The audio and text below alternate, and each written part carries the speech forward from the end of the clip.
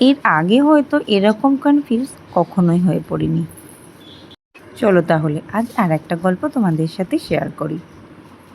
তোমরা আমার আগের ব্লগে দেখেছো আমরা কাউকে না জানিয়ে চলে এসেছিলাম দিদির বাড়ি সবাইকে সারপ্রাইজ দিতে। তো সবাই কতটা সারপ্রাইজড হয়েছে তোমরা সেটা দেখেছো। আর এটা হলো তার পরের দিন সকালের ব্লগ। তো তোমাদের আগেই বলছিলাম এবছর শকুন্তলা মায়ের 137তম পুজো, আর সেই উপলক্ষেই আমরা চলে এসেছিলাম।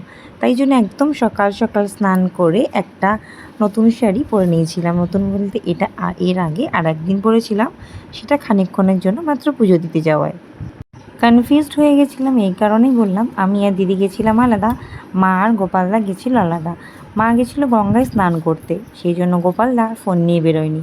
এবারে আমরা দাঁড়িয়ে গেছি স্টেশনে, তো কে কখন কোথায় আসবে সেটা ভাবতে ভাবতে প্রায় 1 ঘন্টা হয়ে গেল। আর আমরা তো ভীষণভাবে কনফিউজড হয়ে গেছি যে আমরা কি মায়ের কাছে চলে যাব, মানে মায়ের মন্দিরে চলে যাব, নাকি স্টেশনেই দাঁড়িয়ে থাকবো। যেহেতু গোপালদা ফোন নিয়ে আসেনি, ভীষণভাবে আমরা ব্যস্ত হয়ে যাচ্ছিলাম যে কী করা উচিত। ওইদিকে ডুকুকে ওর বাবাইয়ের কাছেও রেখে এসেছি, তো ওদিকে ভীষণ চিন্তা হচ্ছিল। অবশেষে আমরা ঠিক করলাম আমরা 2 বোনে মিলে তাহলে মন্দিরে চলে যাই। আমরা যদি কারোর দেখা না পাই তাহলে আমরা পুজো দিয়ে একেবারে বাড়ি চলে আসবো। তারপর মন্দিরে যেতেই দেখলাম মা আর গোপালদা আসছে। ওদের নাকি অনেকটা দেরি হয়ে গেছে, একটু ভিড় ছিল বলে। যাই হোক, পুজো দিয়ে খুব শান্তি মতো আমরা পুজো দিতে পারলাম। দিয়ে আমরা চলে এলাম, যেহেতু একটু বেলা হয়ে গেছিলো একদমই লাইন দিতে হয়নি।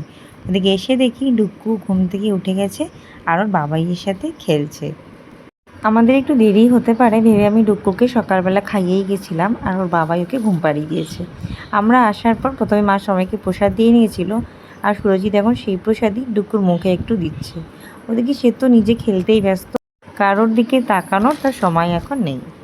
যেহেতু পুজো দিয়ে আসতে একটু সময় চলে গেছিলো, মানে লেট হয়েছিল, তাই গোপালদা আসার সময় একটুখানি সকালের খাবার কিনে নিয়ে এসেছিলো, যে তাড়াহুড়ো করে করতে আবার অনেকটা সময় চলে যাবে।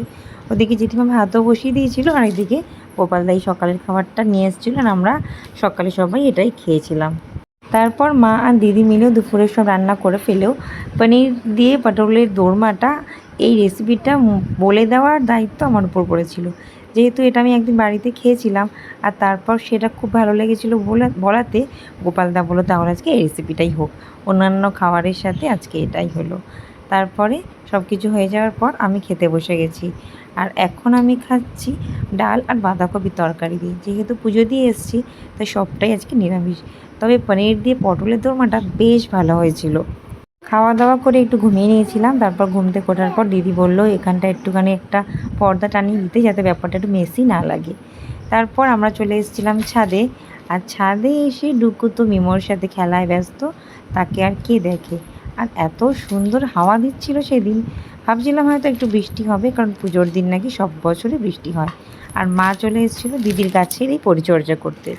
তোমরা হয়তো সবাই জানো যে এখন বাড়িতে গাছের পরিচর্যা আমার বদলে মাই করে। তারপর সন্ধ্যা পুজো দিয়ে আমরা সবাই চলে এসেছিলাম নিচে, আর নিচে এসে দিদি বানিয়ে নিল চা। তো আজকের এই ব্লগটা এখানেই শেষ করলাম, দেখা হবে নেক্সট ব্লগে। আজকের মতো টাটা।